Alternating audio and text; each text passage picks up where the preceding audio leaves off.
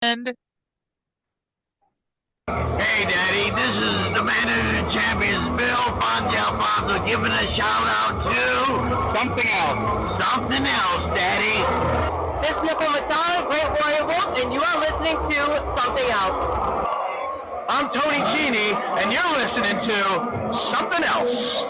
Hey everybody, it's Rich Palladino, the voice of New England, and you are listening to Something Else with Arya.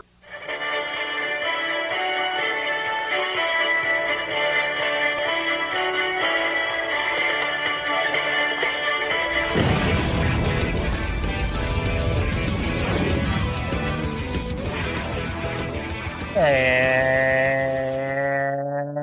welcome to episode number 274 of Something Else.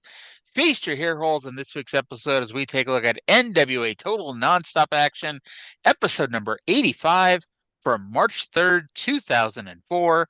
My name is Aria, and joining me as always is the Kid Cash, Michael Shane, David Young, Len Gilberti, and Johnny Swinger, to my Simon Diamond, D'Lo Brown, Sonny Siaki, Conan, and Ron Killings. It's Cyndi. Cyndi, are you ready to prove yourself to Vince Russo? What would I need to prove to Vince Russo? I mean, I have no interaction with him. I don't know. We'll fucking get to that because this is going to be one of those shows. First of all, how you doing today, Cyndi? I'm doing all right. Listed some of the stuff that I need to clean out my closet on eBay. Hopefully it sells. Just hung out with some friends watching Techno Randall Bowl. And been playing some Slay Spire recently. And I'm just hanging in there.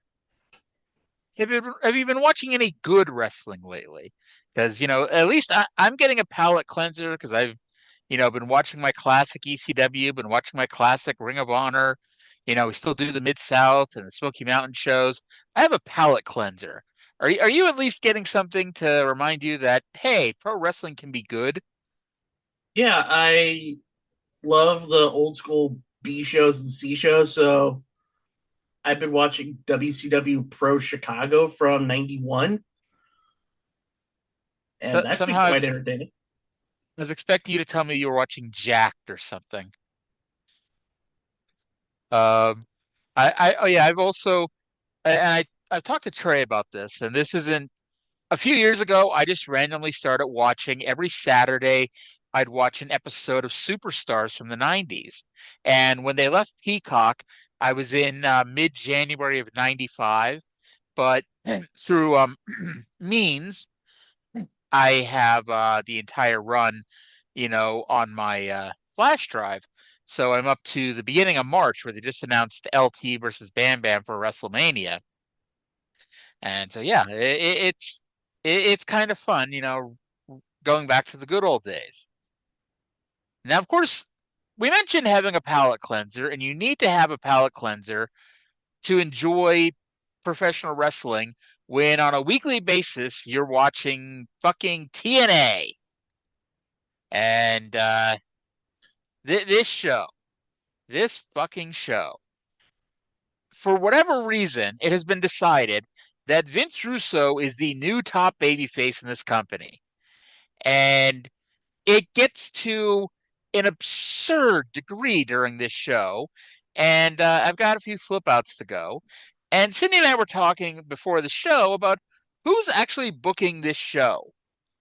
And the prevailing, thought is that Dutch Mantel is still the head booker and Jeff Jarrett, has to approve everything.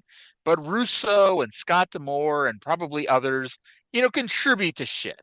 Because there's times you can see fingerprints of D'Amore on here and things of that nature. But it's like, we'll get to this show. There are a lot of Vince Russo fingerprints, not just in the, I'm on the show and so I'm the top babyface Vince Russo fingerprints. I mean, in the booking fingerprints that we've seen of Vince Russo forever and a day are all over this show. And I think, like, ultimately, and I can't speak to this because I don't know about you, but I've never really talked to Dutch about his booking, especially in TNA. But especially at this point, I'm going to bet it comes down to they don't want to fucking fight with him. because Russo is Russo. And it's like, okay, if you want to do stupid shit on the undercard, that's fine, but keep your fucking hands off the main event kind of thought. And even then we'll get to the main event is still not, jumping up, jumping up and down excitable, but it's definitely not a typical Vince Russo booking of the main event anyway. No, Oh, the mhm. past couple of weeks have been weird in a bad way. And there's acts that we see on this show that really shouldn't be booked in a certain way. But we'll talk about And, that later on. and believe it or not, I am going to, I don't know who's responsible for this part of the booking, but I am going to compliment them. At the beginning of this show, they whine and moan about interference, and there was a whole thing. And spoiler alert, Abyss is no longer the tag team champions. They stripped Abyss of the titles because Lex Luger interfered at the end of last week's show. And I had a checklist of things that I was going to flip out about on this show. And one of them was going to be about how there was going to be interference in 6 matches. Well, there was interference in exactly one match on this week's show, and that was the main event. And if you're going to have interference on one match on a show, it has to be the main event because that's when it's supposed to mean something. So guess what? Whoever is the person that made that decision that, matches 1 through 6 have no interference on this week's show, I give them a thumbs up. I'm guessing Now that's that probably Scott D'Amore. no, Demore doesn't have like Demore may have made the suggestion, but it still comes down to Dutch and Jarrett, you know, and I'm gonna bet if anything, it would have been Dutch, with Jarrett's approval. Um, because I mean, we'll get to it. There are definitely moments on this show where it's like, we definitely would have done interference here, but there's a no interference decree, so we're gonna, back up on it. But before we get into March 3rd, 2004, we got to tell you what else is happening in the world of TNA, or much like how last week the main story was TNA adjacent. This week's top story is also TNA adjacent, where the top story this week is, and I quote, LOL, I'll pretend you said 18. Because, yes, this was the week that Rob Feinstein was caught in a pedophile sting by a local Philadelphia news channel. This was To Catch a Predator before it was To Catch a Predator. And this was actually not Rob Feinstein specifically, but this segment on the local Philadelphia news channel is what inspired what became Dateline NBC's To Catch a Predator. Um, they were so there were no local police departments because if you ever look up, Rob Feinstein never got arrested. Like this, they were not in cooperation with the police at all for this. They were just making it a news story, which if you think about it, how dangerous is that? If you remember like a one of the big backlashes at the Catch a Predator was that, the police and NBC are bringing these dangerous people into their neighborhoods. And it's like at least then you can say, well, the police are there to arrest these people. But this, especially in 2004, there was no police there to arrest Rob and any of the others. It was just they show up and there's a camera in their face. Um, and of course, it was really shown they really played up the fact about Feinstein being the owner of Ring of Honor. And to make a very long story short, because I don't know how much we're really going to be discussing this, because again, we try to keep this part to the TNA news. Feinstein is eventually forced to sell his shares in the company to Carrie Silken. Carrie was the majority owner anyway, but Feinstein it's kind of weird because Feinstein sold his shares first to Doug Gentry because, ironically enough, Feinstein thought he was going to be like Vince McMahon was in 2024, where he sold his shares, but it's like, I'm taking this back at some point, so just kind of hold on to it. And in a few months, they basically say, no, you need, like, this is going to be a clean cutaway. And eventually everything gets sold to Carrie Silken. And of course, this does lead to a official split between RF Video and Ring of Honor. And this is where the TNA part comes in. TNA is expected to tell their wrestlers that they cannot work in both TNA and Ring of Honor, which we know does happen. I don't know if it's right away, but pretty soon after here.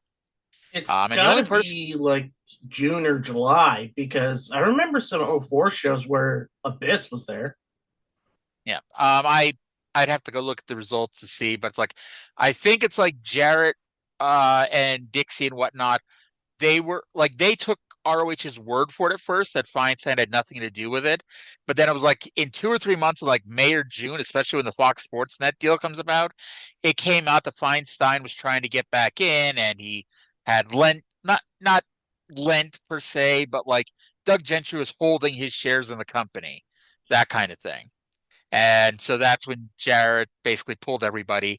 And at this point, according to Dave, the main wrestler that they're worried about is AJ because AJ is a devout Christian and yada, yada, yada, and has gone on the record to basically say that, especially when it comes to priests who are sexually assaulting children, it's like it's not the priest, it's, the family, it's a church kind of thing. That's how he always manages to support the church no matter what.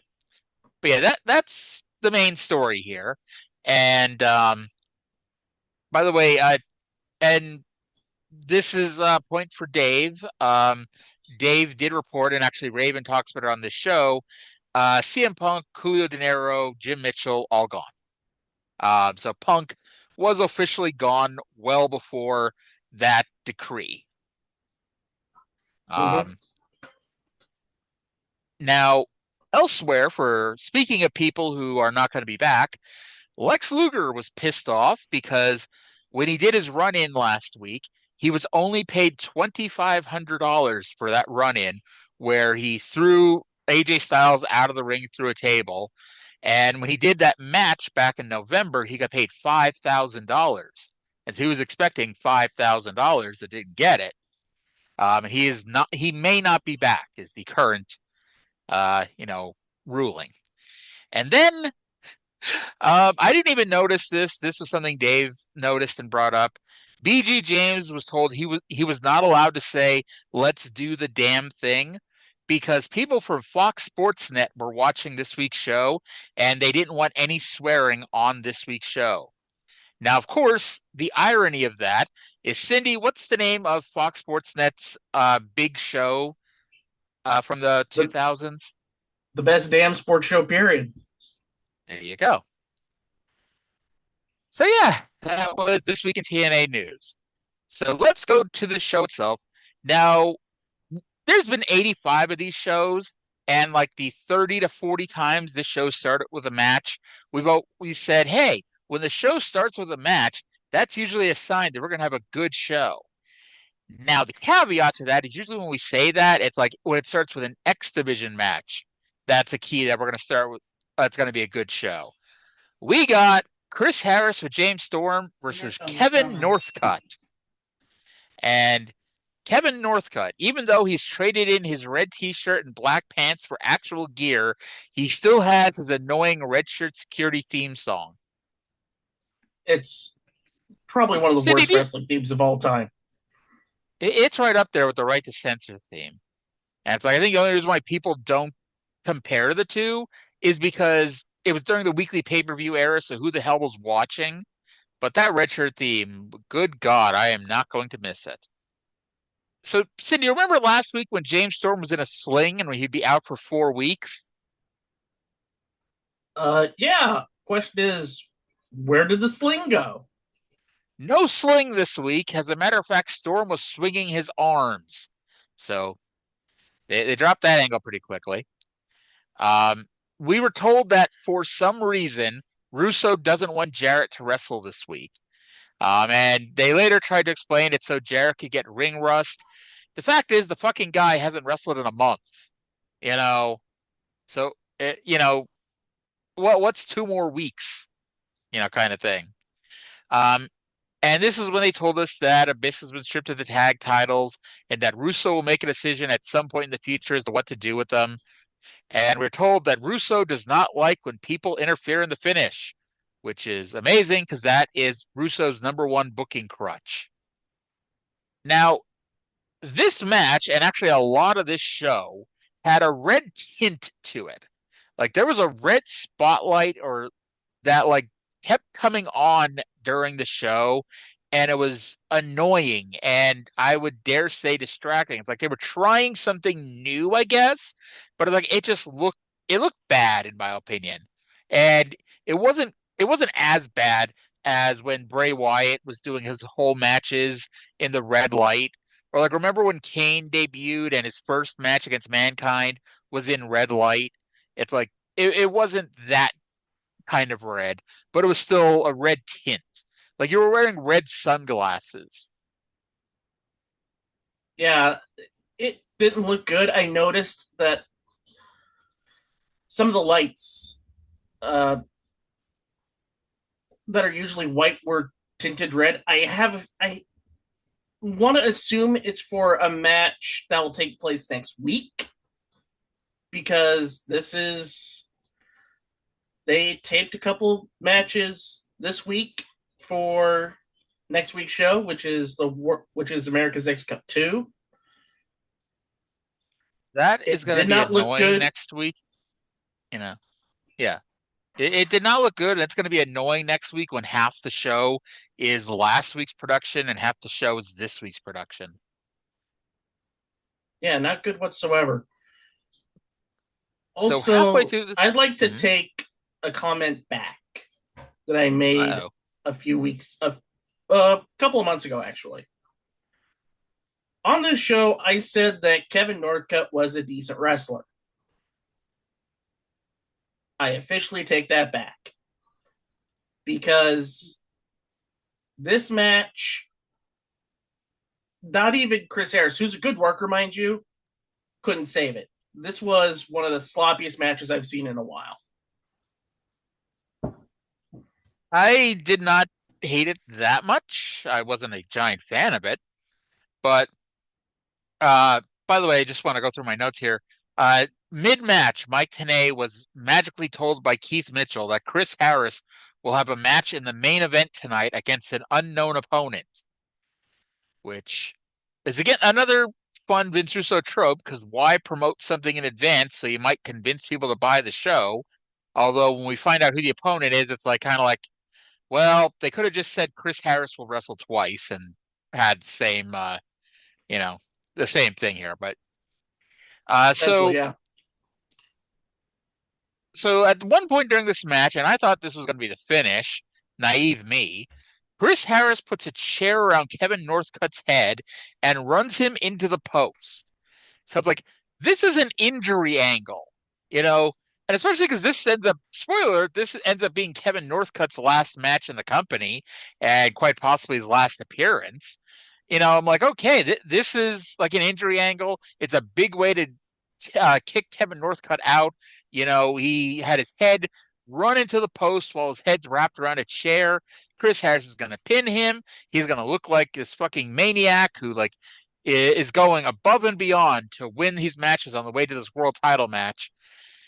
And then not only does Northcutt kick out of the ensuing pin attempt, he takes over seconds later when he sidesteps Harris's spear, and Harris goes shoulder first into the ring post.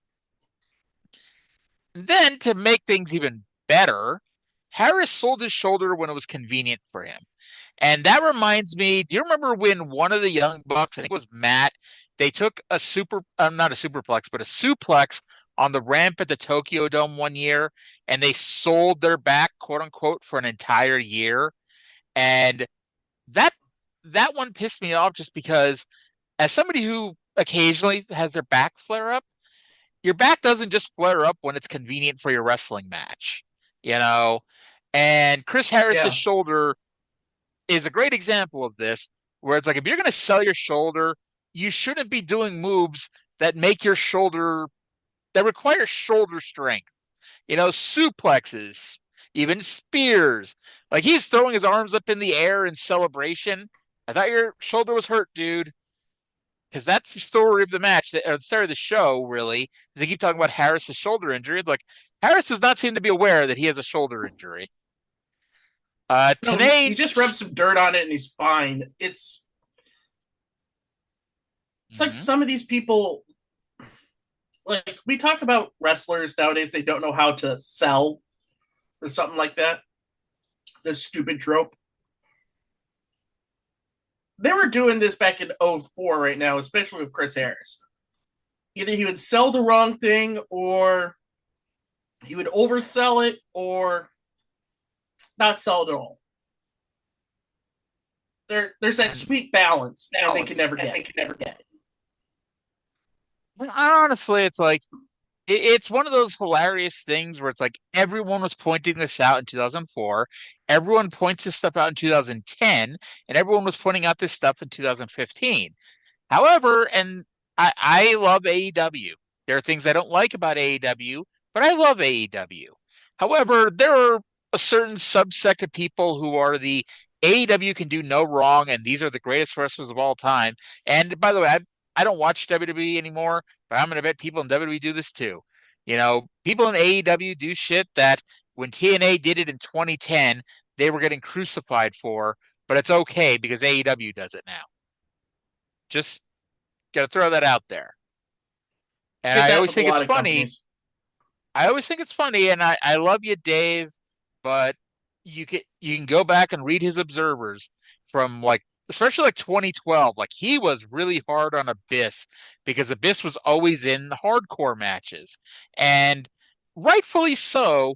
Dave would point out that is being overdone all the fucking time with hardcore matches.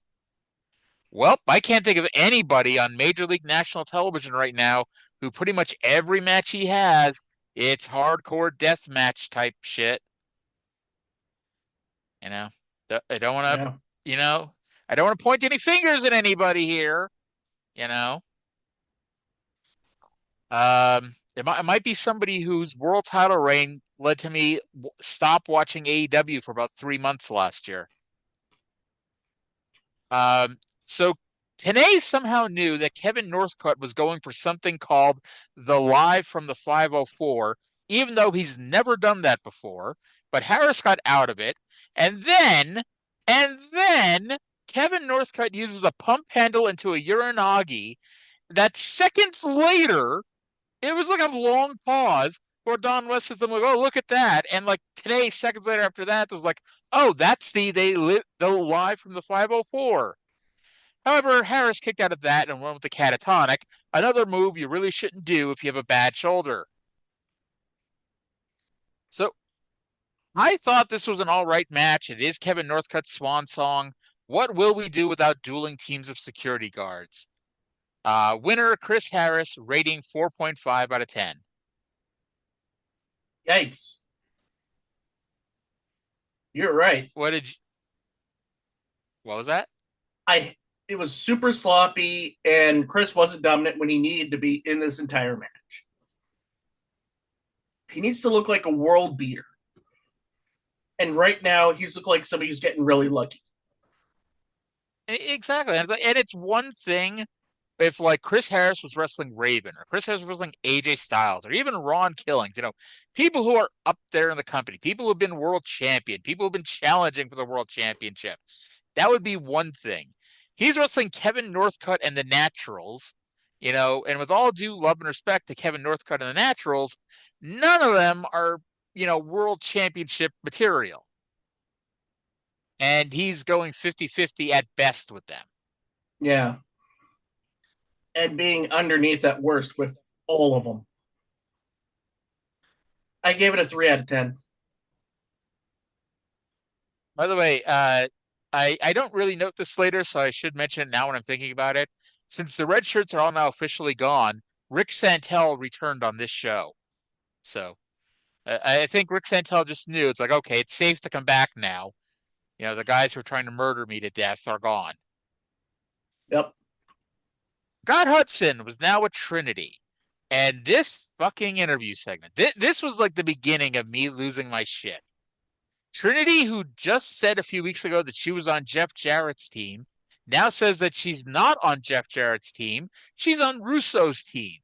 By the way, what was the point of those loyalty pledges when, they're all pretty much, no one's really signing with Jarrett anymore. But As they, it, hmm? my theory is that they relied on those loyalty of pledges because they know how vindictive Jarrett could be if you're on his bad side. So they signed the pledge so that even if Callis lost that match, they would be safe from his wrath. Where's So it Tom was a T. bet. Stenenbaum Sr. when you need him? Who, by I'm the way, was probably not chasing some ambulances or something. who was not filthy Tom Lawler, despite what Google AI once tried to tell me. So Is there a way we can whilst destroy those data centers or something so we don't have to worry about AI anymore? I don't fucking know. My job is, fully embracing AI, and my old ass is like, please don't do that. But I am not the Grand Empress of the company yet. Um, so up walked the most random group of people you've ever seen walk up on a TNA segment. Sonny Siaki, D'Lo Brown, Simon Diamond, and the Three Live Crew. I want a skit where those six are just hanging out backstage shooting the breeze. And by the way, it turns out there's only five of them because BG wasn't there for whatever reason. He's here later, but he just wasn't in this backstage skit for some reason. Maybe when he was told he couldn't swear, there was nothing else for him to say, so, you know, he just stayed off camera. Anyway, remember like 2 months ago when Sonny Siaki said that he was given advice to not sign the Jeff Jarrett loyalty pledge and refused to tell anybody who it was? Yeah. Well, I guess the good news here is they tell us. They close that one out here. So then they say Russo. Russo's the person that told Siaki not to sign. Now, even if you wanted to retcon this and say that, it was Russo all along, why would Sonny Siaki have listened to a thing Russo said at that time? This was done when it was the, Don Callis, Eric Watts dueling authority figure angle. And like, how the hell was Siaki supposed to know that Eric Watts would lose, and then they would announce a new director of authority who the board just decided at the last minute would be Vince Russo? Because if you take a look at who Eric Watts was with, and that was Goldilocks, and Sonny Siaki knows that Goldilocks can't be trusted. But how the hell would he know that, Russo would be of anything? You know? That was a risk he was willing to take. Well, then they need to say that, next week. Well, they're not going to Anyway, because it's the America's X Cup, and I doubt there's going to be a lot okay, more. fine. Okay, fine. They need to say it in 2 weeks. There you go. I pulled a Violent J, from a month ago. Anyway, the five of them are going to be in a 10-man tag, and they talked about how D'Lo Brown didn't get opportunities in the WWE for 7 years, and the truth. By the way, it's the truth. Who was in the WWF for like a year as K Quick, and really they did nothing with him. They didn't pile on to the anti WWE sentiment. They turned this to anti TNA sentiment. Again, the company you're watching and paying money to watch sucks. And we're going to tell you that. Because Truth, who is a former world champion on this promotion, we're told that, he didn't get his opportunities and he's been held down. And by the way, not only the former world champion, he was tag team champion a month ago. Conan was like the only person who put himself over. He talked about all the titles he's won all over the place. And then Simon Diamond finished by talking about Swinger throwing away their friendship. And he will not only be his worst enemy, and this is what he actually said. He said that he will not only be his worst enemy, but his worst nightmare of the funeral. What the fuck did that mean? I have no idea. Like, even I would. Like, I have some uncanny ability to suss out some bullshit. I could not. Like, I was stunned silent for about 10 minutes. I actually was watching the show, paused, and was like, what the hell was he talking about? And I couldn't figure it out. That was the genesis of McGillicuddy. You Yeah. know, I'm trying to say something cool and it just is nonsense. The worst nightmare of his funeral. I don't. I want to find Simon Diamond and try to find out what he meant to say, and if that is what he meant to say, what the hell was he smoking, kind of thing. Well, he was with And Three Life Crew, so you have a good idea.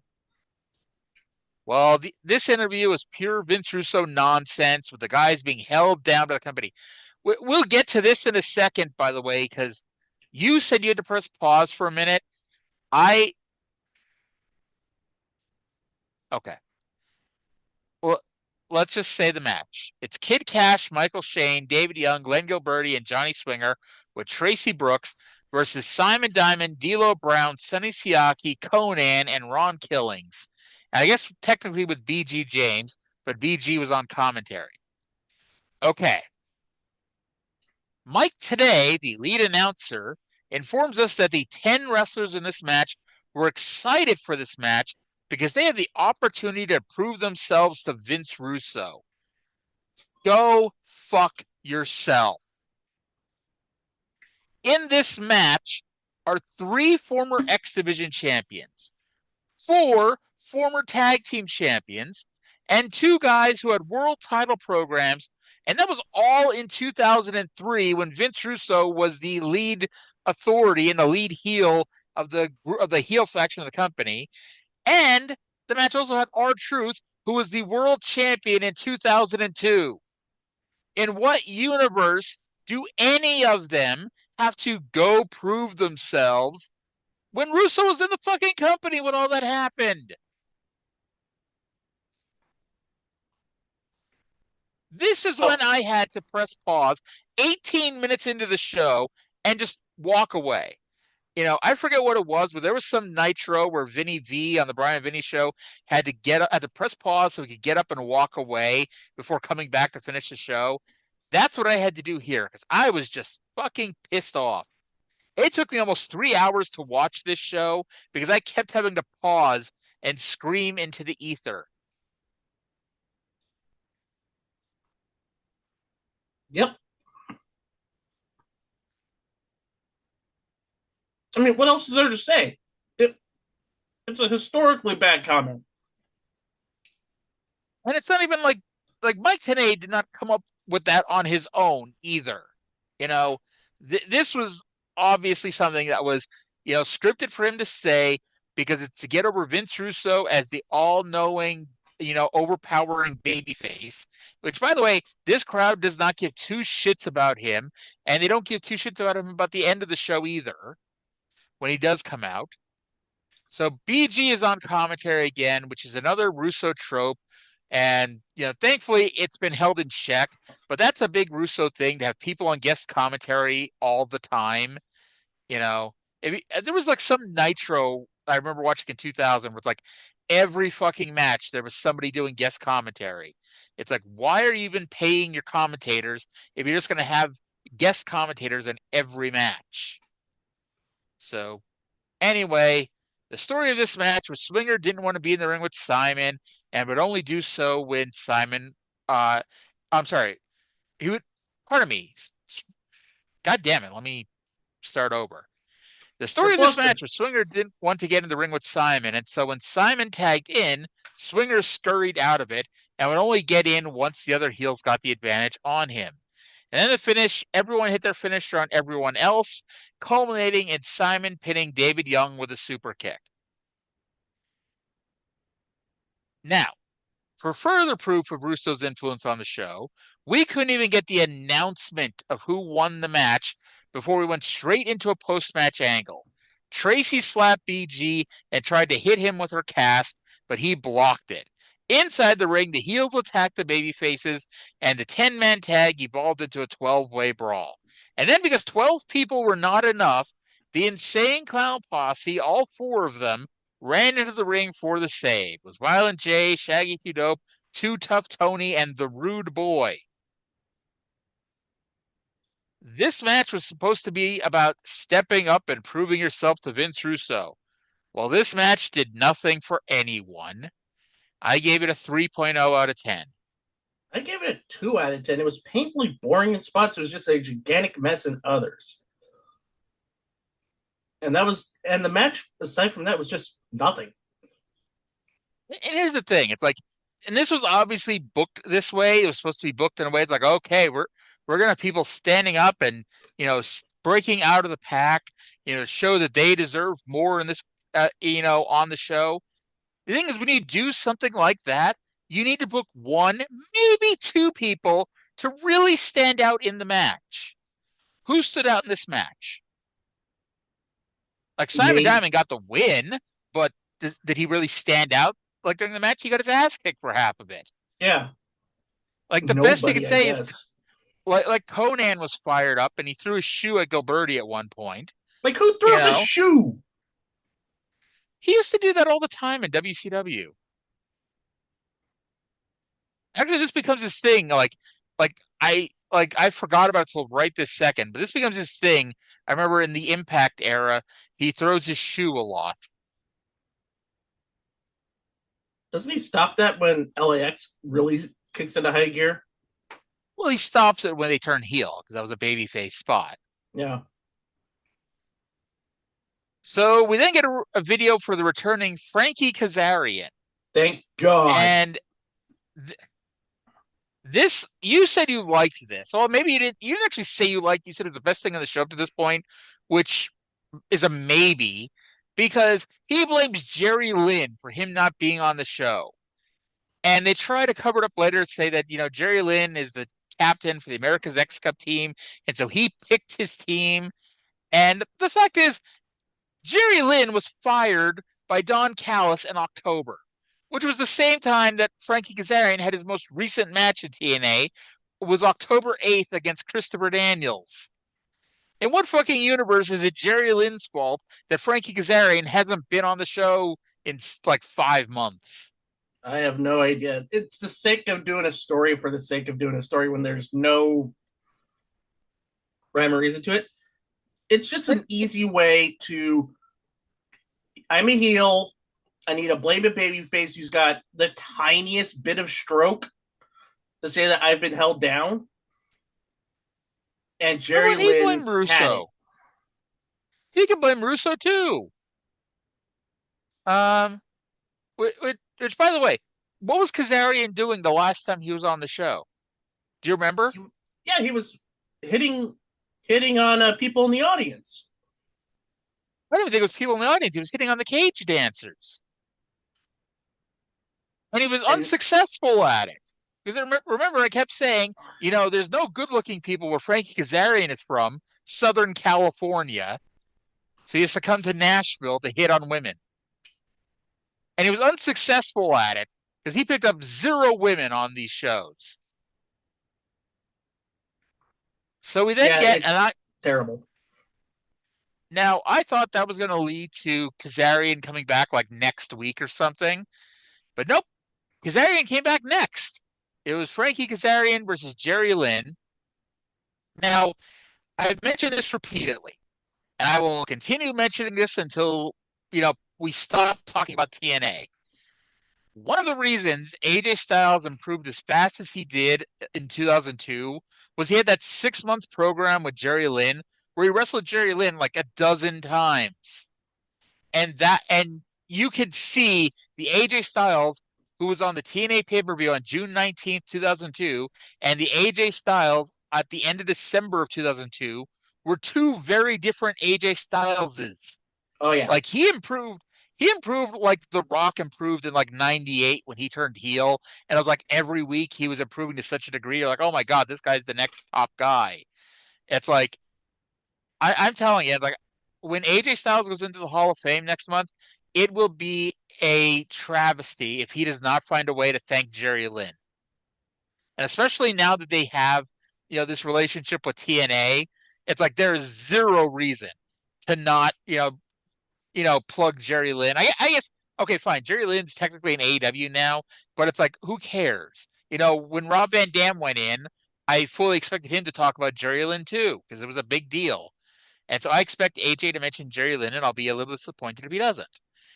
Now, with that said, why haven't they done this with anybody else? And we'll get to it. This match was really good until it wasn't.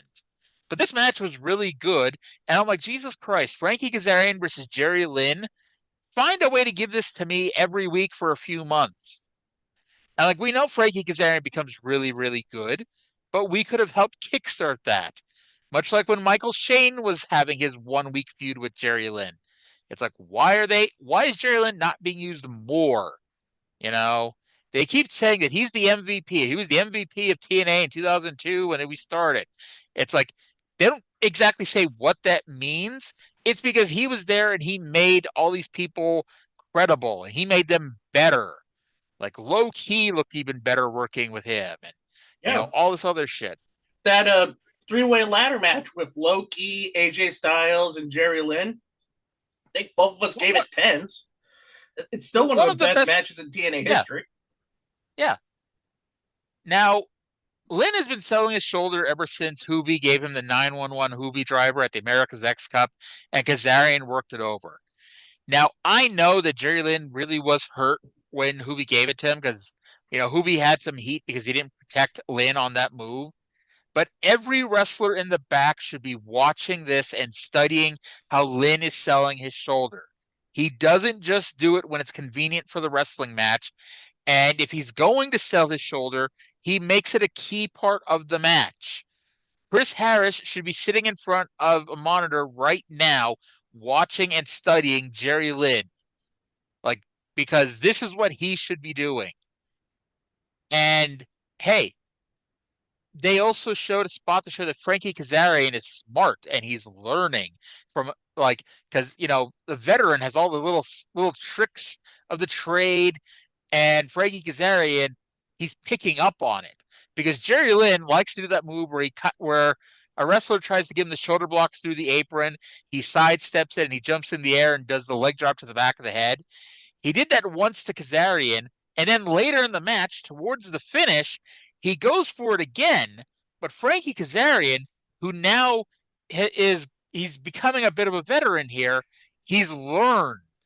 And so when Jerry Lynn jumps in the air for the leg drop, Kazarian moves out of the way, and Jerry Lynn crashes ass first on the mat. And so I was fucking loving this match at this point. The finish saw Jerry Lynn go for a DDT, but Kazarian grabbed the ropes, so Lynn threw himself down, and Kazarian won with the La Magistral Cradle. If I had had the chance to type anything else about this match, I would have been glowing, giving it chef's kisses of recommendations, rating probably in the 7.0, 7.5 range. I was fucking loving this. I was in love with this angle. I was like, yes, we're putting Frankie Kazarian over. It's a new guy in the X Division. Yes, this is going to be great. And before I could write another word, something happened. Now, before I tell you what happened, I'm going to rewind a little bit back to July or August of 2000 on WCW Nitro. Lance Storm had won the United States title 1 week. The next week, Lance Storm had won the Hardcore title. The third week, Lance Storm won the Cruiserweight title. There he is, having tapped out at least 5 people in 2 weeks to win 3 championship belts, and he's standing tall in the ring with his 3 belts, and before he could really even celebrate, Kevin Nash walked out and showed that he is more important and how Lance Storm is a geek, and he kicked Lance Storm's ass. Now, did Kevin Nash get a shot at the United States title? No. Did he get a shot at the Hardcore title? No. Did he get a shot at the Cruiserweight title? Obviously, no. Did Lance Storm and Kevin Nash ever have a match with each other? I would have to double check, but I'm 99% sure the answer to that is no. And it made Lance Storm look like a geek, and to show the crowd that, hey, this guy that's kind of getting over, beating everybody, he's not worth getting behind. He's a geek in comparison to all the other big stars. Frankie Kazarian didn't even get to get 3 title belts before we made him look like a geek. Because the second Kazarian won, outwalked Raven, who laid him out with the Raven Effect DDT, which, by the way, yeah, the DDT that Jerry Lynn couldn't hit because Kazarian was too smart and he grabbed the ropes. Kazarian stopped being smart here because he just took the DDT. Raven then cut a promo on how he deserves a world title match, which in other words means he is not going to be in a program with Frankie Kazarian, so this did nothing but make Kazarian a joke. Raven said no one is more qualified than him to get a title shot and mentioned how he's now run Sin, Slash, Vampiro, CM Punk, Julio De Niro, and Jim Mitchell out of TNA, and he is tired of standing and waiting in line. And then who should randomly appear here? And this really should not have surprised me because this is the story of the past 6 months. It's your favorite tag team. Here? The fucking Naturals ran down and attacked Raven, and Kazarian joined in. By the way, I guess Kazarian didn't just like slink to the back or whatever, or like roll outside and lay on the ground or something during this. Kazarian joined in. And Andy Douglas screamed into the camera, "What about the Naturals?" And I had to pop because one of them grabbed a chair. I think Andy Douglas grabbed a chair, and Don West, speaking for Brian Alvarez, just yelled, "One of them grabbed a chair." Like, good job, good job, Don. The lights go out, and sure enough, Sabu was there to throw a chair at one of the Naturals. And the two of them team up. Raven and Sabu team up to run out all three of them. And Sabu finished the comeback by allegedly giving Chase Stevens a triple jump moonsault, but he landed knee first on Chase's face. I am not sure how Chase did not break his nose at the very least there. And now some people would say that this was an entirely separate angle or an entirely separate segment. It wasn't. It was the exact same segment as the match, and that post-match took the entire match down an entire point. I gave it a 5.5 out of 10 because of that. And by the way, I would have given it maybe I would have given it like a little bit of a nudge if like Jerry Lynn had joined in and, helped make the save. Even then it'd be like still like, but it's like, hey, at least we're trying to do something here to bring it back to the focus of the original segment. But nope, we couldn't even do that. 5.5 out of 10. That's exactly what I gave it, 5.5. I didn't factor into the post-match.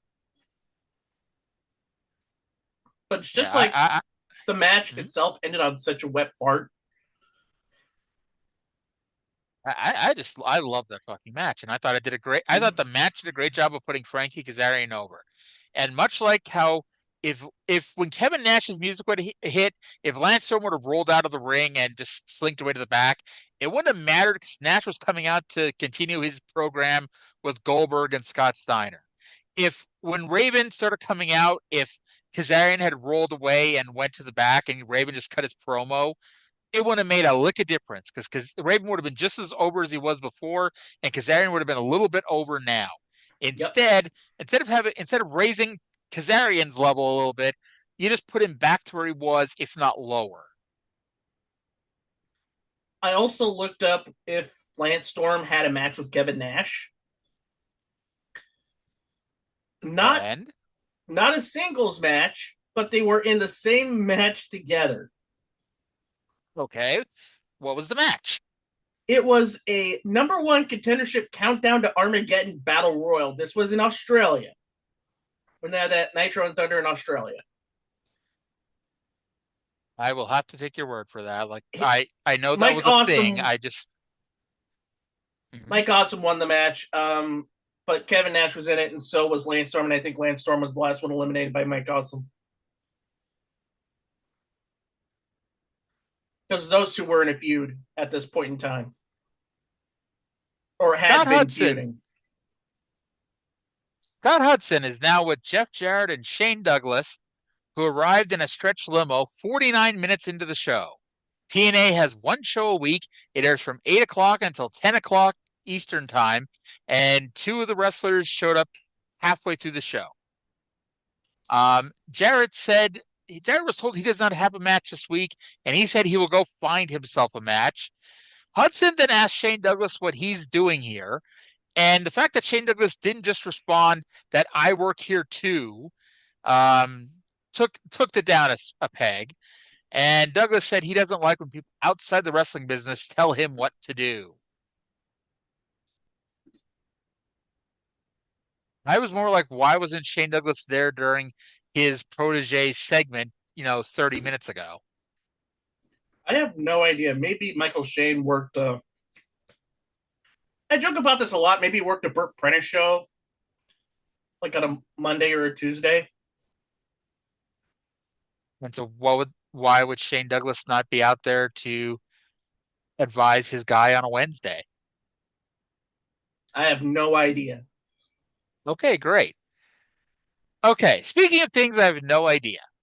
Last week, when they ran down what was happening this week, the only match, well, one of the only two matches they plugged was a generic Team NWA TNA versus Team Japan match.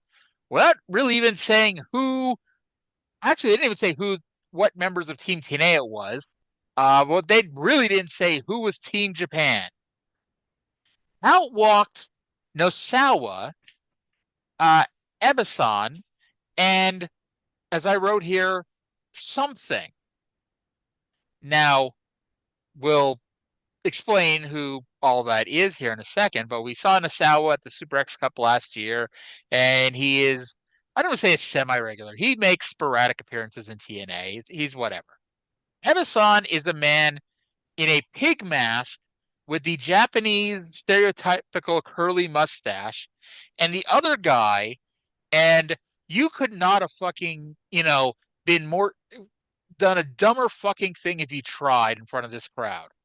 The other guy is in a clown mask, wearing like a clown pajamas kind of thing, and his mask has the stereotypical Japanese buck teeth and big black glasses, like he's Mickey Rooney in Breakfast at Tiffany's.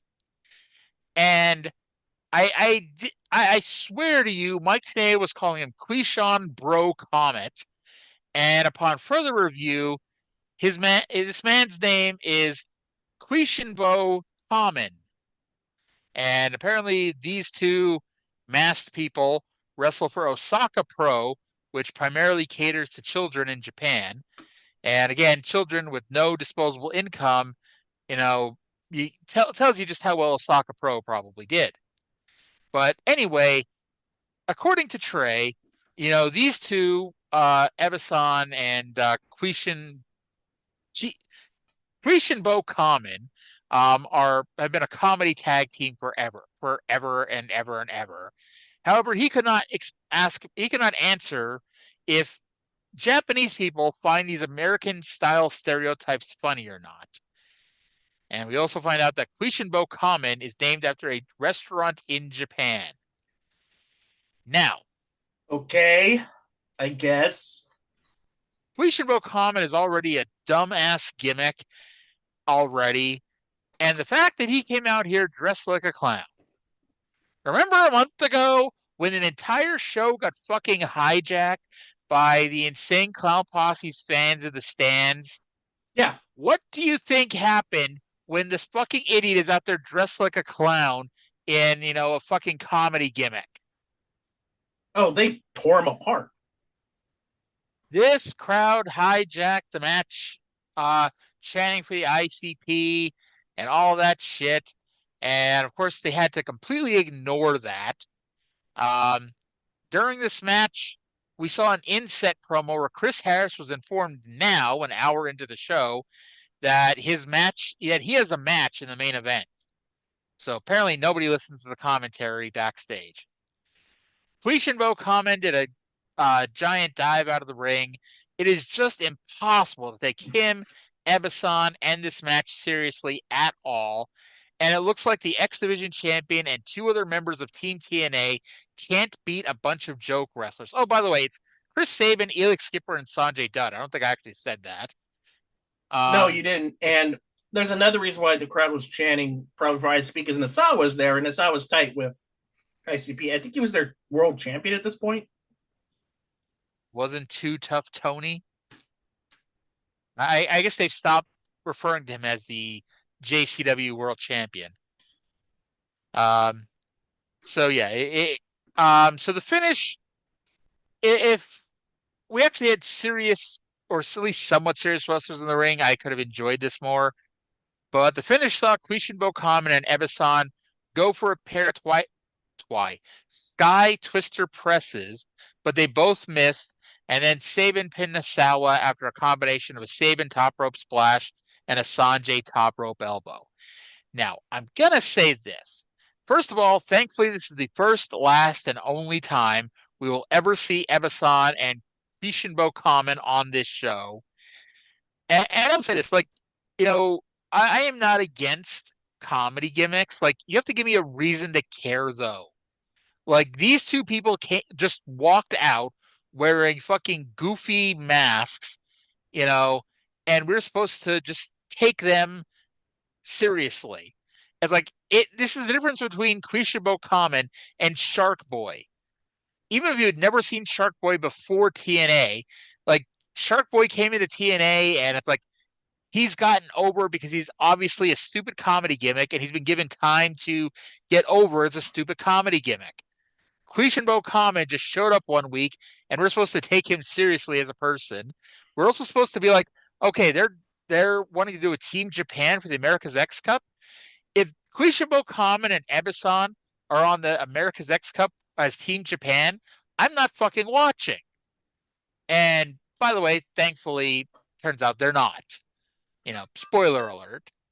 Um, but yeah, I was hating this match. I wasn't even sure how to rate this. I ended up giving it a 3.5 out of 10. Just, I don't know, because the other people tried hard to overcome this stupidity. That's the same reason why I gave it a 4 out of 10. I mean, the moves were good. You know, there's at least some good action here. But it's like a who cares. But at least Team TNA, Dutt, Sabin, and Skipper, they're at least bouncing back and they're gelling as a team. So it would Which have is, been nice if they would have done anything with those four as a team before the America's X Cup. You know, I would just saying. guess Explosion, but I can't be asked this week to do that. Yep. And I have no desire to sit and discuss explosion results. Plus, even if they did, they should have mentioned that on the show at some point. They didn't. So Yep. it doesn't count when it's on Explosion anyway. It really doesn't count if it happens on Explosion. You don't even talk about it. Scott Hudson was now with Goldilocks. Goldilocks was on the phone with Eric Watts, or specifically Eric Watts' voicemail, saying that she's going to find a man with common sense and who will, and I quote, treat her good. Apparently, she is now a crazy person for some reason. Why is she now crazy? Like, she's crazy. That like there's no reason why she's now crazy. But suddenly she's crazy. And she yelled at Eric Watts' voicemail to never call her again and to lose his number. And she finished the interview by immediately calling Eric Watts back and yelling at his voicemail. Cindy, Bravo. why is Goldilocks crazy? Did I miss something? I think she started the delusion after Eric Watts lost. Well, they did And they did that bad in-ring promo that time, and then it's like that was it. Eric Watts has disappeared off the show, and Goldilocks was on that week where Terry Taylor interviewed her, and that was it. That might have been and the same week, but no, it was you two know, weeks after because we had the in-ring segment, then the America's X Cup, then that segment. And it was stupid because she had started like to go crazy then. but she, but like then they should have mentioned that. Like, what the hell's wrong with Goldilocks? She's starting to lose her mind. Instead, this week she's just schizophrenic for some reason, and it's like, what the fuck, girl? I know two people who she has as her men, and at least she picks two people that are believable in ways. Wasn't one of them? What did they call? Didn't they call Alex Shelley Baby Bear or something like that? Or Yes, some she really was. fucking. Yes, he was Goldilocks' baby bear. And you wonder why Alex Shelley ran from this company as fast as he could, at least the first time. Yeah, but then we got the greatness that was he got the voyeur gimmick, which became Paparazzi Productions. With that orange T-shirt that he hated, but everybody else loved. Yep. He sold a lot of T-shirts, but he hated that fucking shirt. I wanted that shirt, but that was at the time where TNA's website refused to take my money.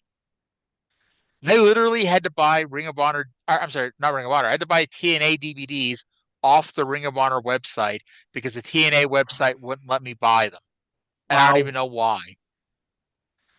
It's like I TNA had a long history of refusing to take my money. Because like I remember when I was trying to subscribe to, I think at that point it was the Global Wrestling Network. I could not subscribe. It kept giving me an error message every time I tried subscribing. They refused to take my money for so long. you know how R.D. Reynolds really wanted to do a Death of TNA book. Him and Brian Alvarez were going to do that one is sort of like a sequel to the Death of WCW. See, They would have that could have taken 10 pages right there. Of all, you know, people wanted to give TNA money, but TNA wouldn't take their money for one way or another. Case in point, their website being stupid. I don't know what pay carrier they were using, but it clearly wasn't working. I wanted the orange paparazzi production shirt, and I wanted the TNA shirt, the Team Canada red shirt, TN with the EHA. And no matter how hard I tried, they would not take my money. So, by the way, the Death of WCW 10th Anniversary Edition, they devoted like the last chapter to all the dumb shit. Well, not all the dumb shit because that would have taken forever, but a lot of the dumb shit that TNA did. Um, so check it out. By the way, Death of WCW 10th Anniversary Edition came out 12 years ago. So, um, okay. So up next. Abyss versus AJ Styles in what was called a Falls Count Anywhere in the Asylum match. Now, when Jeremy Borash said that, I knew there was going to be a screw job, but I did not know what the screw job was going to be. In fact, I was pretty convinced it was going to be a count out because he said the Falls Count Anywhere in the Asylum. So I'm like, they're going to fight out of the fucking building and it's going to be a count out I because wish we they're had not that in the ending. It would be a asylum. lot better than the ending we got. So the match started on the ramp, and Abyss barely threw AJ from the ramp over the guardrail onto the floor. I say barely because AJ almost crashed onto the guardrail. They fought through the crowd. Did you notice Abyss pushed a child with a broken arm out of the way? Oh my god, I There's missed that. there was a black kid on, standing by, well, not really by, but on the whatchamacallit, the bleachers near the SCX locker room, and he was standing there, and Abyss pushed him out of the way, even though really wasn't even in the way. Abyss just pushed this kid out of the way. Um, so they ended up by the SCX locker room and the steps that Raven used to use as a perch, and AJ did a flip dive off those steps onto Abyss. During the match, we saw Shane Douglas throwing a hissy fit outside, and that's when we found out that Douglas is Chris Harris's opponent. There are too many people on the show named Douglas and too many people on the show named Harris, which we'll get to. Um, they get back over the guardrail, and a cup of soda was thrown on AJ Styles. And they cut away from it so fast, and I'm like, why the fuck did a fan throw a cup of soda on AJ Styles? Well, they may have cut away from it fast, but nothing gets by Eagle Eye Don West because in that half a second that we saw it happen, he somehow noticed that it was Johnny Fairplay who was in the stands or in the crowd throwing a cup of soda at AJ Styles, which was especially impressive because Fairplay was wearing a T-shirt, which I've never seen Johnny Fairplay wear a T-shirt. He's always worn his suit, his pinstripe suit, and his glasses and everything. He was not wearing any of that here. He had a T-shirt and jeans on. And he got thrown out because of that. And I bet he did not pay for his ticket. And also, not only did he not pay for his ticket, did you notice what else he was missing in addition to a paid ticket? A sling. And his neck brace. Did TNA lose their DME this week? Their durable medical equipment? Like, was it on the truck and the truck got diverted somewhere else? You know, with the lighting rig that doesn't have the red lights? I think the truck got diverted to Paintstown, Wyoming or something. Or Paintsville, Virginia, Kentucky. or Arkansas, wherever the hell. Paintsville, Kentucky. Yeah. Paintsville, wherever Smoky Mountain used to run, that was Paintsville or whatever. So back in the ring, Abyss pulled AJ into the referee, and I thought I was just going to be annoyed because I'm like, why do we need a ref bump in a no DQ match? It gets worse, and then even worse than that. Keep in mind how many ref bumps we see on this show every week, and the immediate results of those ref bumps, or what happens, or if those referees are ever seen again. So there goes the one referee. Abyss lays out AJ with a black hole slam, and Rudy Charles runs in to become referee number 2.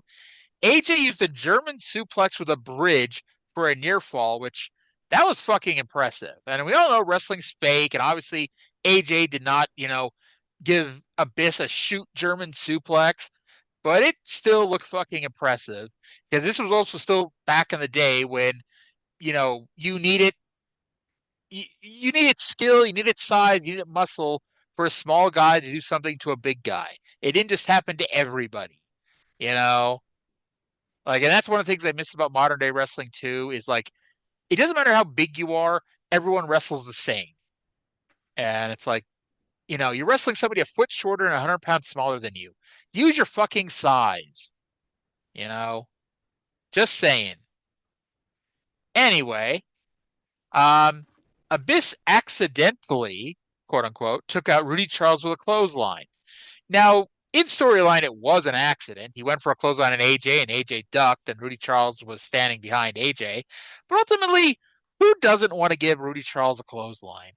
Like, he's in WWE right now. If I had the ability to, if I saw referee Dan Angler walking down the street, I'd walk up and give him a clothesline. At this point, it became very obvious what was going to happen. Out ran referee Bruce Gray. Who the fuck is referee Bruce Gray? I mean, where the hell was Mike Posey? Was he the first ref? I didn't see it was him or Andrew Thomas, and I wasn't going to go back and look. AJ hits a Styles Clash, but Abyss kicks out. They pull the table out. Now, these two have been wrestling for the last 3 weeks, and these tables go into business for themselves. And this was one of those times. AJ gingerly tries to place Abyss on the table. The table just broke. It just fucking broke. These tables need to learn how to work. Tables and glass, they do not know how to work at all. Now the fans start turning on this, but AJ kind of gives that finger like, nope, just wait. And so he takes half the table and props up Abyss on the table. Now, AJ goes for the top to do a top rope splash. And what I think we were supposed to believe happened, I think we were supposed to believe that Abyss pulled referee Bruce Gray in the way. However, instead it just looked like referee Bruce Gray just decided to lean over the top of Abyss, and so AJ splashed referee Bruce Gray and Abyss through half a table. At that point, Don Harris runs in, and to the joy of people who are not neo-Nazis, He gets punched in the face by both Abyss and AJ Styles. I was about to name Abyss and AJ Styles the new top babyface team in the promotion at this point. And that's when Chris Vaughn ran in, and the bell just rang because, of course, it did. Out ran the black shirts, including our old friend Rick Santel, and they held Abyss back while D'Lo Brown, Sonny Siaki, Simon Diamond, and Three Live Crew tried to hold AJ back. Tenay yelled that the match has been thrown out because what else can we do? Have a fucking finish! That's what else we can do. This is like at least the fourth or fifth time in the last 6 months that we've had some kind of no DQ match that has ended in a disqualification or interfere or a no contest. And at least before I was able to joke and make, come up with our rule that, if a second person interferes, that's a disqualification. Nobody interfered in this match. If you want to, and here's the fucking thing. This is not a shoot. They went into this match with this finish.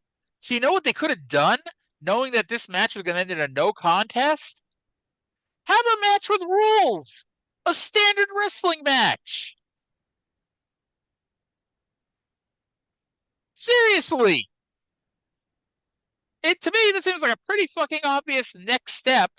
If you're going to have a match that ends in a no contest because we bumped 3 referees and don't have a fucking match with no disqualifications. The fans chanted bullshit, and hey, for once on this show, I'm with them.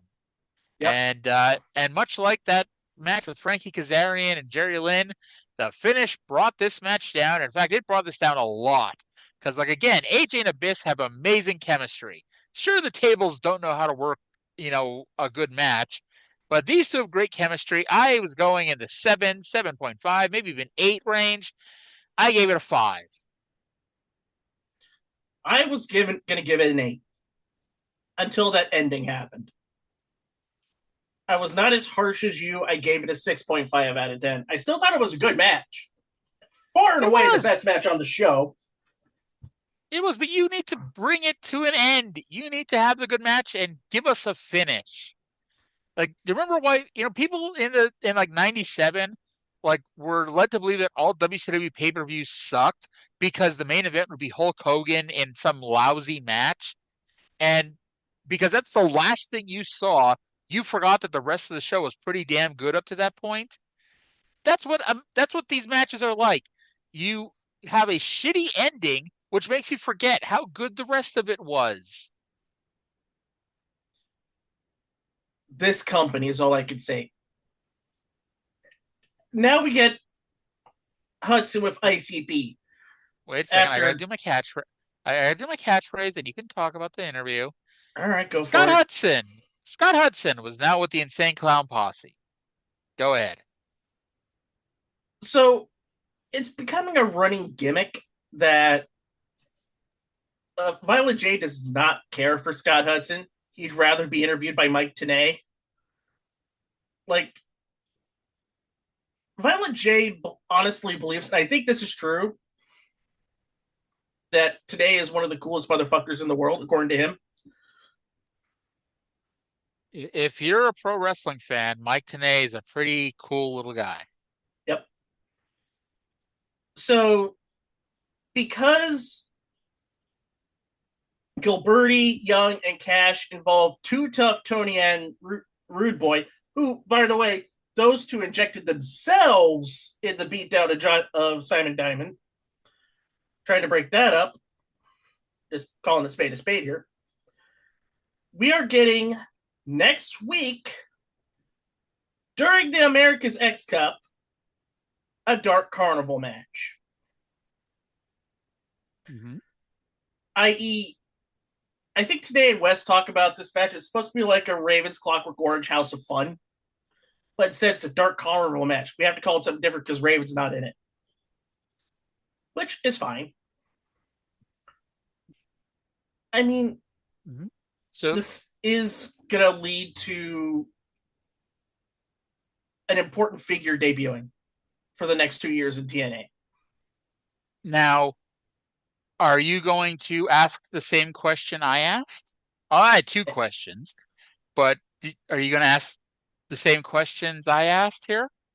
One, why the hell is this taking place during America's X Cup? Oh, not even that. Because I knew like how they had the War Games match during the Super X Cup that sometimes they like to throw in an extra gimmick match, in there with it. I wasn't even going to ask that part. But, I was going to ask two questions. First, and I think this is probably the most important part, what the fuck is a Dark Carnival match? Because it's one thing to compare it to the Ravens Clockwork House of Barn. That's a fun match. Jesus Christ. That's a mouthful of a name.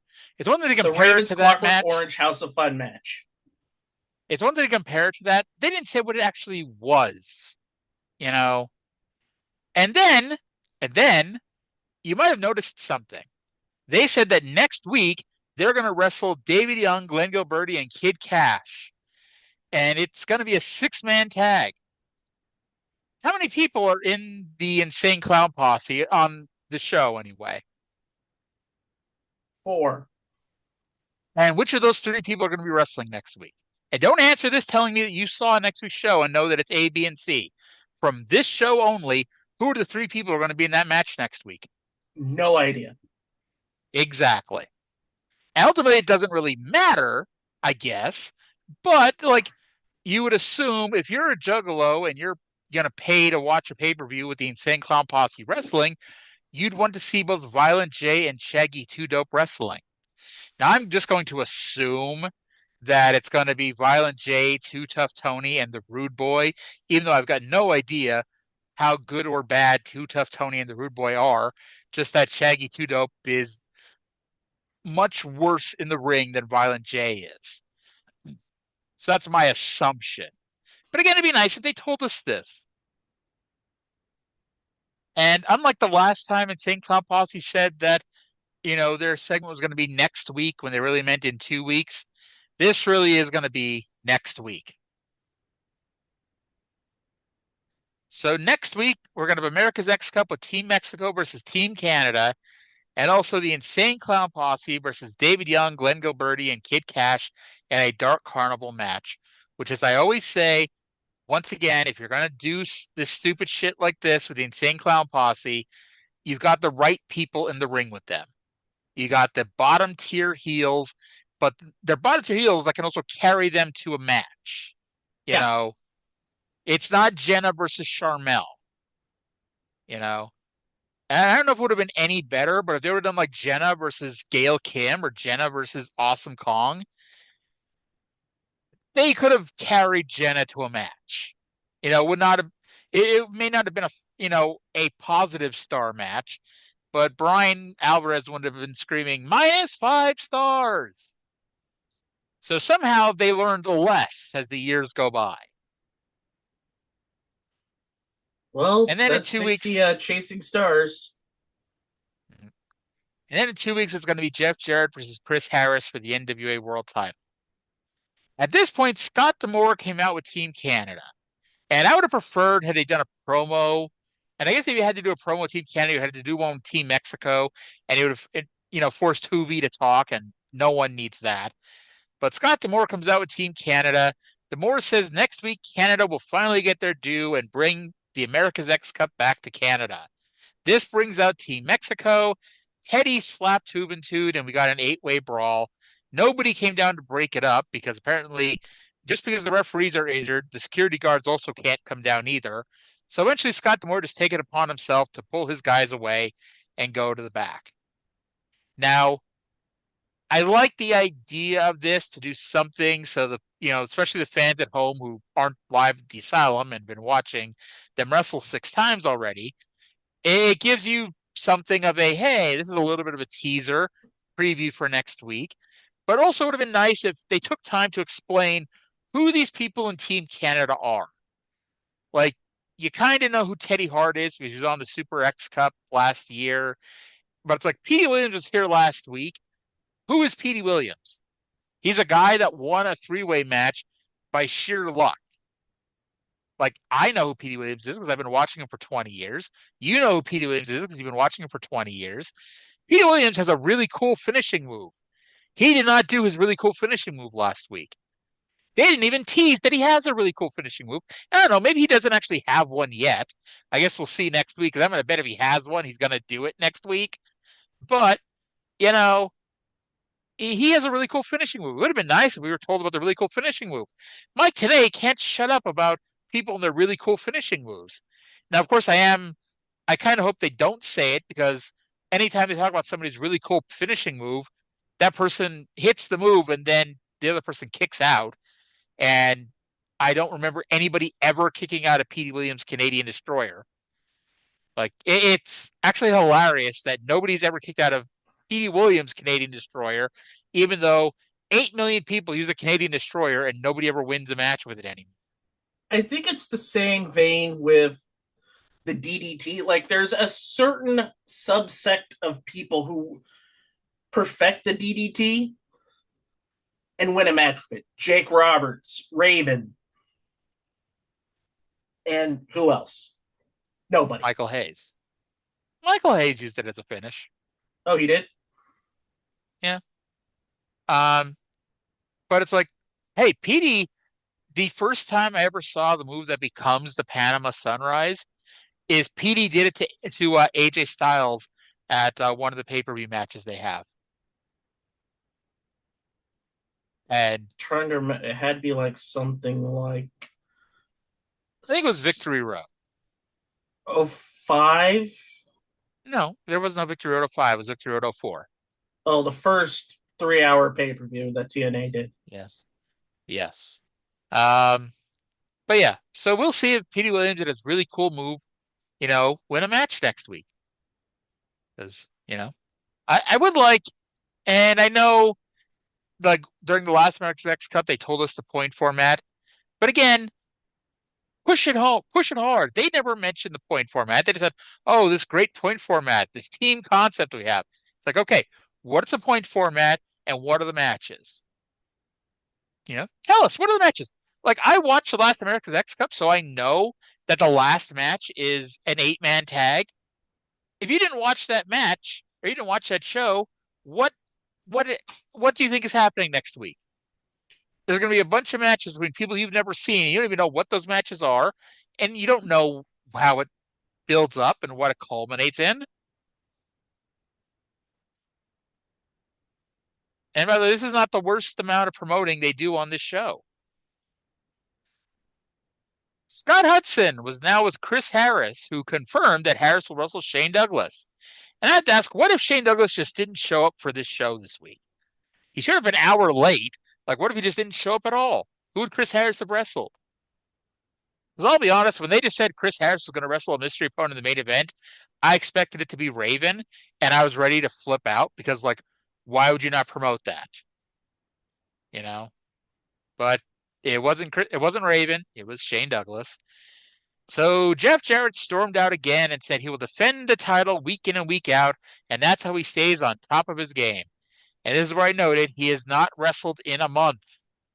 Jarrett demands to wrestle someone, whether it's a fan or Borash. He began slapping around Tiny and threatened Tenay and West. Jarrett said he is not leaving until he gets a match.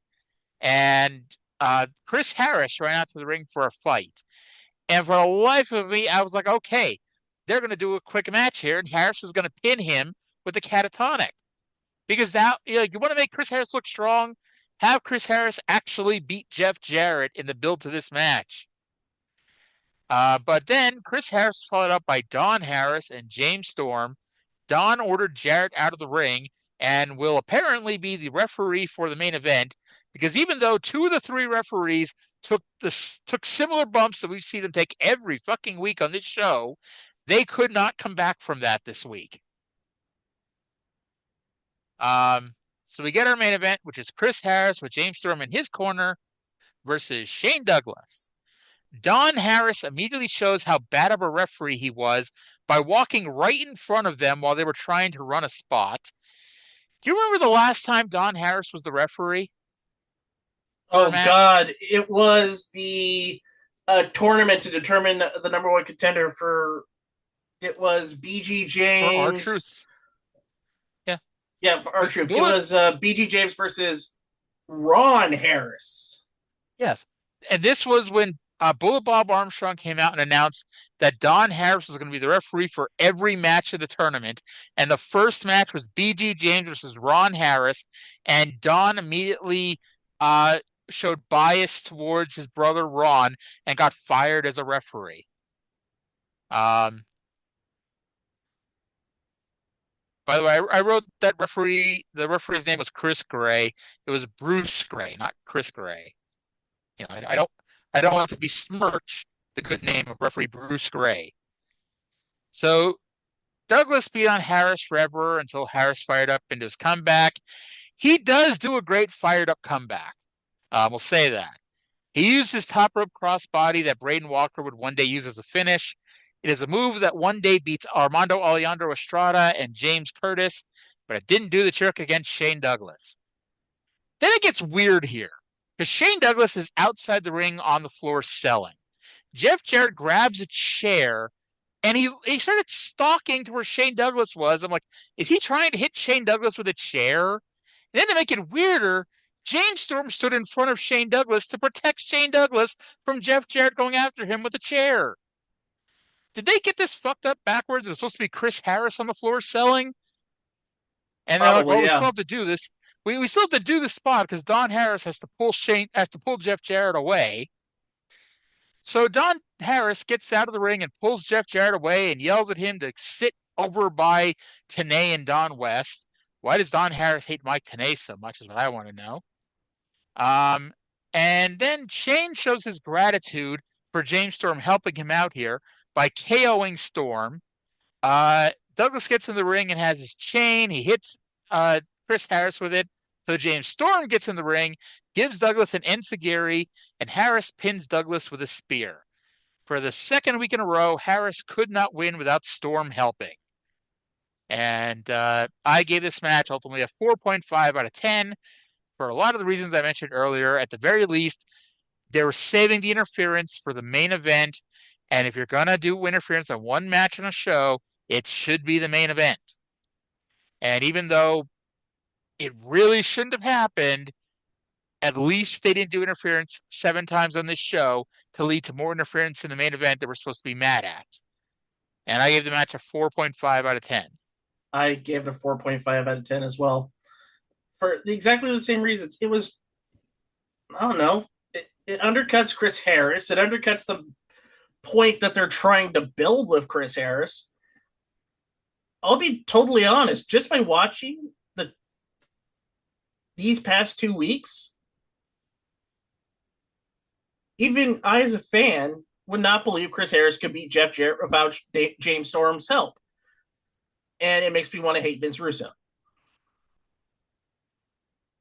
Well, it gets better because after the match, Russo comes out. It's the first time he's on the show. And honestly, I was thinking he just wasn't going to be on the show at all. Wishful thinking on my end.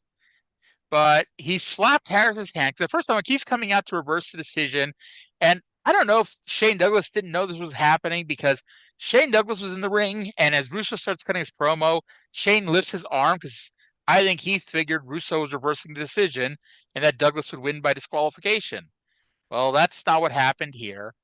Instead, he asks Harris and he asks Storm if Harris is ready for Jarrett on March 17th. Storm agreed that Harris was. And so Russo brings up that this is the second week in a row that Storm interferes. And this makes A&W no better than Jeff Jarrett needing all this help in the world to win his match. Russo said that nowadays they are going to do things the right way. And he said that Harris is not ready for March 17th. So he's postponing the March 17th world title match. And I'll be honest, as dumb as all that was, it actually makes sense because I know what all they do to build to the April match that's supposed to be with Jeff Jarrett and Chris Harris. So I'm like, okay, so they don't do the match on March 17th because Chris Harris isn't ready. So now Chris Harris has to go through all the trials and tribulations to prove that he's worthy of getting a world title match. And it makes more sense that way because Chris Harris, this is not the end of the Chris Harris main event push, by the way. He's going to be in matches with actual main eventers over the next couple weeks. So I'm like, okay, that actually is going to make sense when that they're taking the title match away from Chris Harris because he's not ready for it yet. And that's not what they did here. Instead, Harris stripped up Vince Russo and screamed that he will wrestle Jarrett for the title, whether Vince Russo likes it or not. And that caused Vince Russo to change his mind and give Harris his title match back and said that he washes his hands of this because Chris Harris is not ready. And the show ends with Chris Harris challenging Jarrett to get in the ring, which he did, and we had another brawl broken up by Storm and Don Harris, which included the most impressive thing I think I've ever seen Chris Harris do, which was to run across the ring and jump over Don Harris, who was standing up. Don Harris is 6'5", 6'6". Chris Harris is not a cruiserweight. He is not an NBA player. He is not Vince Carter. He's not Mac McClung. He's not Aaron Gordon. He ran and jumped straight over the top of Don Harris's head to get at Jeff Jarrett. And the show immediately went off the air before anybody else could mark out for that. But I fucking marked out for that. It was probably the best way that you could have ended that segment and the show. Was that spot. With this storyline, you either have to have Chris Harris win to prove Vince Russo wrong that he was ready for this match, or Chris Harris is going to lose and thus prove everyone right that he's not ready for the spot. And I'm not going to spoil things for you, but I guess I kind of already did.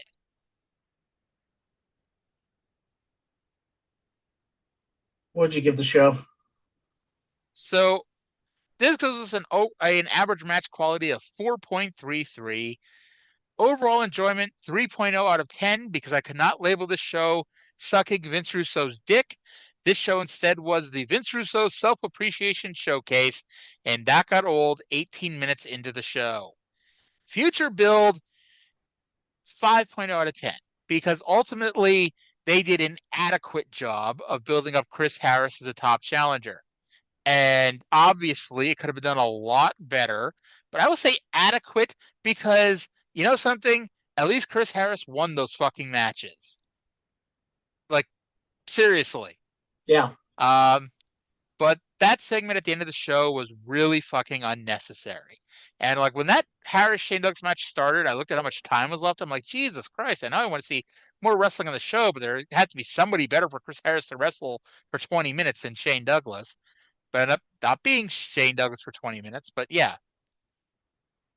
That gives us an overall rating this week of a 4.11. I've lost my shit over, over better shows than I've praised worse shows. Clearly an average show for this period. However, the winds of change are coming, and we're going to start to see more of the wrestlers that we know will lift up TNA in the next couple years. Like we got Kazarian back. I have a bone to pick with you. November and December, you kept telling me how bad TNA was in January. And the way you said that always implied that the show got a lot better in February and the show got a lot better in March. I'm still waiting for that to happen. Because the once a month watching the X Cup does not qualify as this makes TNA so much better. It means 1 month, or it means 1 week a month, we don't scream about how bad the show is. By the way, the other worst part about this, because of daylight savings time, we're no longer 22 years ago today. We're now 22 years and 1 day ago. Yep. Stupid daylight savings time. That's leap. It's not even daylight savings time. It's leap year. I'm sorry. Wow. Where the fuck did daylight savings time come from? Stupid leap day. Because of lousy, leap day. March weather. Because of leap day, we end up now being 22 years and 1 day ago. Wow. I'm ready for daylight savings time next Sunday. Although I forget if I told you this, but last year, I think it was the November daylight savings time, but I guess it doesn't matter. Like nowadays, like back in our day, kid, daylight savings time, you had to go around and change all your clocks. You had to change the analog clock on the wall. You had to change the clock uh, on your car. You had to change the clock on the microwave, on the oven, and yada yada yada. Nowadays, everything is digital, and so it just changes automatically. Last year, I forget which one it was. I didn't realize it was daylight savings time until I was about to go to bed that night, and I saw somebody tweet about daylight savings time. I'm like, oh yeah, when is that? And I'm like, oh, that was today. So yeah, daylight Well, savings time's shit. next week. Spring ahead. We all lose an hour of sleep. You really only lose an hour of sleep if you do something on Sunday mornings. Like honestly, that just means instead of waking up at 8 next Sunday, I'll wake up at 9. Well, it's one less hour for me to put off watching these TNA shows. Actually, this morning I woke up at 8, looked at the clock. I'm like, I don't want to wake up now. I just rolled over and slept until like 10:30. So I got some good sleep, we'll say that. Oh, good. Anywho, we've gone well over 90 minutes, so I think we can call it a day. Anything else you want to say before we hit the stop button? Not really. No, I'll just have a witty thing to go after your usual close, and we'll just leave it at that. Okay, hopefully you're ready with it because I want to thank everyone for listening. Hope you all enjoyed the show, and we'll talk to you again in 7 days. Sorry about our damn luck.